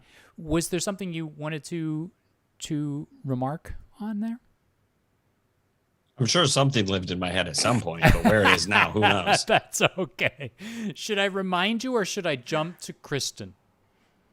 I mean, Kristen, if you got something to go to town. Kristen. No, I was just going to say, you don't have to have a voice to have a character. I mean, so even in my audition, I didn't have a voice for my character. I was just using my voice, but she had a different tone from me. So she is, was a little bit different. So you don't have to have one. And in most of my games, a lot of my players don't have different voices for their characters. But I try to give I have actually tried to expand my list of accents and voices. And I've actually been told never to do a couple of them before again. So they're like chalks, I should say, fingernails on a chalkboard, kind of not very. Oh, okay. Well, or maybe just use them for specific characters. Or just monster sounds that I do, and I'm just like, they're like, never do that again. Right. How do you all feel that the show has kind of grown and evolved over the last, maybe since you first started? Do you have like a feeling about like, okay, well, we were like this a year ago, and now we're like that? Is there a general feeling with that? I mean, this coming weekend is our 1-year anniversary, so. What are you gonna? What happened? We have a bunch of live streams coming. So. Ooh, how? We're gonna stream all weekend for our 1-year anniversary. Oh my goodness! I hadn't even seen. Where was that? Did I totally miss that announcement somewhere? I guess I did. We've been holding out on that. We have some stuff coming out, but. Oh, is that an exclusive scoop that you heard? It can be now. We'll say that because that sounds like we planned it and smart. That's great. You heard it here, folks. First, right here. Just call me Scoop Yancik with all the inside information on what's going. You can just come up to me, Scoop. What's happening? What's happening next week on D20 Tales? Well, anyway, enough of my tomfoolery. I'm very sorry. How has the show changed in the last year? What would you tell your show on its birthday? That it's more organized. just organized? Is there a difference in your approach? I wouldn't say that our methodology has drastically changed. I would say that we've all gotten better at it. We've built stronger relationships with each other. We built stronger relationships with the character and the material and the world, and we understand one another better and trust each other more. And that just fosters a better environment, both for working and for the art that we create. Anyone else? Any feelings on how the show is, or even just your own approach to the show has changed? I mean, we have grown leaps and bounds. In fact, I was talking with another streamer the other day, and he can't believe how fast we've grown. I mean, we broke 1,000 subscribers in 6 months. Yeah, and that's pretty remarkable. And now we're almost to 1,500. So, what besides the fact that you're creating something that's obviously so well done, what enabled you to get to almost 1,500 subscribers in less than a year? Oh, Brad? We have a Brad. Is he your secret weapon? What does Brad do, Kristen? He's actually a professional marketer. That's what he does for a living. He's in marketing, and so he's the one that markets our show to everybody. So. Yeah, because I was actually pretty impressed looking back on it, and I knew that the channel was I thought it was around a year. For some reason I thought it was just over a year, but I guess I will trust you if you say it's just under a year. But I'm just in awe. Like, you've built not just that number, but the community that you've kind of built up, and the fandom and all of that, and the fact that you've just, for those of you that don't know, you've just sort of finished your whirlwind tour, and you've gone to do a few live shows out in Texas, and I saw pictures of, I think it was Brad that was trying a Cheeto or something. I can't remember. It was ridiculous. Like, and I was just like, oh, why are they feeding you Cheetos? They should be feeding you like Doritos, but maybe they have Doritos out in it. I don't know, but at any rate. That was when we went to do a live show in Dallas, and we filmed a lot of the behind the scenes stuff. Yeah. And it was kind of a British man tries Cheetos for the first time, and right. he played it beautifully. It definitely sounds like something that would go viral in just like seconds around the world. What was it like giving the live performance? Were you all, who was there for the live shows? Well, none of us actually, except for our Russell was actually one of the characters in the live show. But I was there, Bryan was there, Russell was there, Brad was there, and Katya and a couple, we had a bunch of us there. But I actually ran sound and did a whole bunch of other behind the scenes stuff, and so did Bryan. Well, no, I emceed the show and played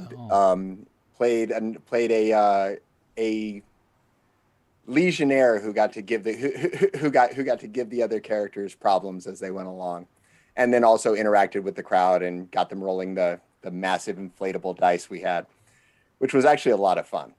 Just letting the crowd be involved in the show at the same time. Yeah, it's interesting because the show is pre-recorded, and I'm assuming that that was kind of like your first time going live, and not just live like through a stream, but live like in person, live in front of an audience. Yeah, the audience can storm the stage if they're not together. happy. It was the very first time we've all been together to do an event. Right. Except for we had a game night one night. Was that the actual first moment everybody physically met?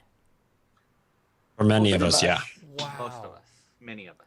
Oh wow. There's still one or two people we haven't, but that is really surreal, interesting, and wonderful, like all at the same time. It's amazing how the technology is able to bring everyone together. I was thinking in my head, kind of wondering, like, I wonder where everyone's at, because they've mentioned a few times how no one's kind of in the same spot and all of that.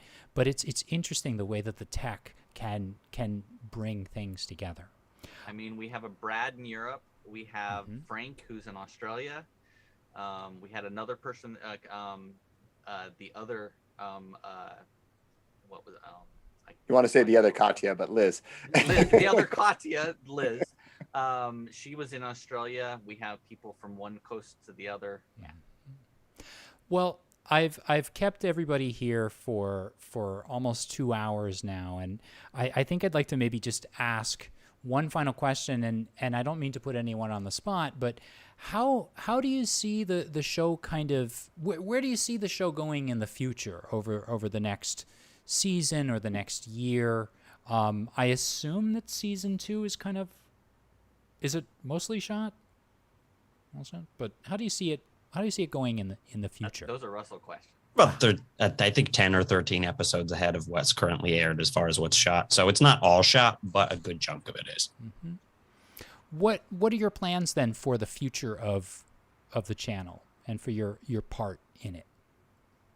Okay, well, before I say a bunch of professional stuff about our goals and objectives and numbers and things we want to do, I actually want to hear from the rest of the team as far as what their vision is before I pollute it with my schemes.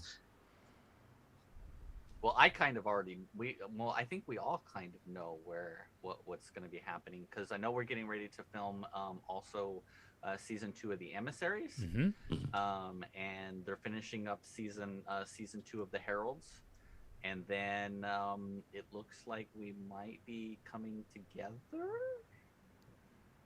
Cool. Anyone else?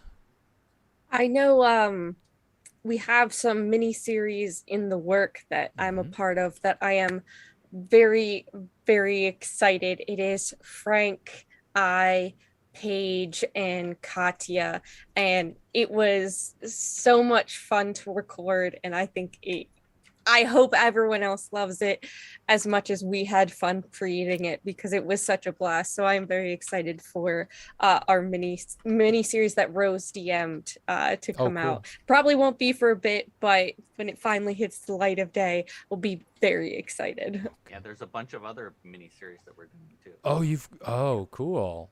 Bryan, how about yourself? A lot of things. I think the show is coming together really nicely as far as plot wise. We, as like Russell mentioned earlier, we're a lot more organized now, and with organization, we've been able to really focus in on the storyline, because it was a bit rougher early on. We were still figuring out our processes. We had some turnover with players. Now we seem much more stable, which is making the final product come out a lot stronger. I know Russell already mentioned we're planning on starting a merch store. We want to do more. We want to do more live shows because that was just so much fun, and we had such a great response to it. Me personally, I've written several pieces of fiction for the show, which we're going to move to our website fairly soon. So those will be more accessible, and we'll keep producing more of that. Our wiki, which Rose has just relaunched, is fantastic, and we want to start growing that and building on the world. And eventually, we want to start producing some source books and various other things, so that we can continue to keep fleshing out the world and make it a broader, more dynamic fantasy realm, so to speak. Okay, Russell, you're the wrecking ball, right? Right. Okay, so 2 main drivers here that we're going for is we've tested our theory. We have proof of concept. We've ironed out a lot of our production process. We built a team that's strong and connected and is really starting to hone their craft. And now's the time to scale. Now's the time to really focus on building our community. That's why we're planning to do so many more live shows, live streams, other stuff like that, a bunch of interactive stuff, merch store. We're trying to really focus on building in relationships with our core community, the people who watch the show and make this all possible. And then the other thing is monetization. Like our next big push is to leverage that audience in those live shows to bring in sponsors for the show. So, we're not bleeding money. We actually are bringing it in, because my personal big long-term goal, and always has been from the beginning for this, is to find people who truly love this and have a passion for it and a knack for the craft and have put in years of work to hone that artistry. And I as the CEO, feel a huge personal responsibility to do everything I can to make it possible for all of these people to full-time live their dream and make a living doing what they love. And so I'm going to do whatever it takes to make that happen. Well, I think that's a wonderful note to end on. And I really think it's really about that. Like so for you folks out there that have not checked out D20 Tales, I say this on every episode, but I bring people on that I think are doing something really interesting, worthwhile, something that people should know more about, things that people can learn from. And I really recommend, I have put the links in the description below, and I recommend that you give their channel a look, because they really are doing something that's very different than what I've seen out there from most other actual plays. And I said this in my tweet, and it's not an exaggeration. I really believe that what they're doing, they've got one of the best actual plays out there right now, and it's certainly the most involving. There were some episodes I watched where I was shocked that I wasn't folding my laundry anymore. I was over watching the episode, and I really would like you to watch. It's a good lesson. It's a good model for. They've been very modest, saying that they were rough and disorganized, and maybe that's true behind the scenes. But if you watch from the very first episodes until the last, yeah, they've gotten more polished, but they've been professional the whole time. So please do check them out. And I also want to say thank you to those of you that have been watching my channel as well. I said this at the beginning of the program, but people like you are watching right now are the reason why I do this. Nobody likes to just sort of speak into an echo chamber. I love to hear comments and feedback and likes and subscriptions and all of that stuff, because it's really nice to see people growing from the people that I bring you. So just to sort of recap, next week I'm going to be sipping mint juleps in a hammock out front of on the big highway here, because I don't really have a lawn. So I won't be here, but in a couple of weeks I'll be back with 2 awesome shows in a row. One, a more academic look at D&D and role-playing in general, and then the one following that will be I'm going to be looking at cosplay and role-play together. So please do think about liking, subscribing, and sharing. It would help me, and I know that it would help the fine people that you see here in tonight's episode. Finally, to Russell and Renee and Kristen and Bryan, I just want to say thank you so much for spending time with me. You are helping me out in ways you'll probably never know, but I do appreciate your time, and I appreciate the effort that you put forth into your programs. And so, to all of you out there, Before we go, yes. I want to steal the metaphorical Sure. mic from you here and grandstand for a second. No, go ahead. ahead. I want to say, Matt, thank you very much for having us all on. It's been a pleasure. It's been a joy. This has been a great and genuine interaction. What everybody who's watching doesn't know is behind the scenes, they're an absolute terror and a fiend. No, I'm kidding. They've been very genuine. They've been very helpful. They've been very resourceful. And I foresee this as being a relationship that we'd love to maintain going forward in the future. Absolutely. I have seen a few of our community in the audience as well, and in the live chat, and I'm glad to see them there. I don't know if you're already fans of Matt's show or if you're just showing up, but definitely worth sticking around. I appreciate it, and I look forward to what we can do together in the future. Thank you. I'm gonna go cry my eyes out, but before I do that, I just have to at least hit the outro sequence. Thank you very much. It's been wonderful to have you all on the program. To those of you that are watching tonight, thank you very much for your support. Everybody out there, have a great game, and please stay safe. I'll see you in the next episode.